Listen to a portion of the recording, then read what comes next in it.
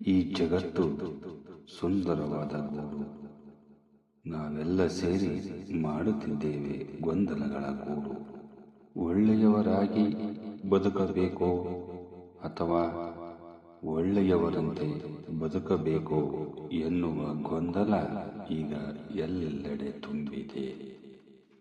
ನಾವು ಏಕೆ ಬದುಕುತ್ತಿದ್ದೇವೆ, ಯಾರಿಗಾಗಿ ಬದುಕುತ್ತಿದ್ದೇವೆ ಮತ್ತು ಹೇಗೆ ಬದುಕುತ್ತಿದ್ದೇವೆ ಎಂಬ ಸತ್ಯಾಂಶವನ್ನು ತಿಳಿದುಕೊಂಡರೆ ಒಳ್ಳೆಯವರಾಗಬೇಕು ಅಥವಾ ಕೆಟ್ಟವರಾಗಬೇಕು ಎಂದು ತೀರ್ಮಾನ ಮಾಡಿಬಿಡಲು ಸಾಧ್ಯವಿಲ್ಲ.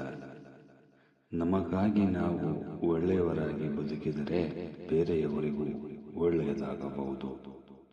ಬೇರೆಯವರಿಗಾಗಿ ಒಳ್ಳೆಯವರಂತೆ ಬದುಕಿದರೆ ನಮ್ಮ ಬದುಕಿನ ಹಾದಿ ಲಯ ತಪ್ಪಿ ಬಿಡಬಹುದು. ಒಳ್ಳೆಯತನಕ್ಕೆ ಜಯವಿದೆ.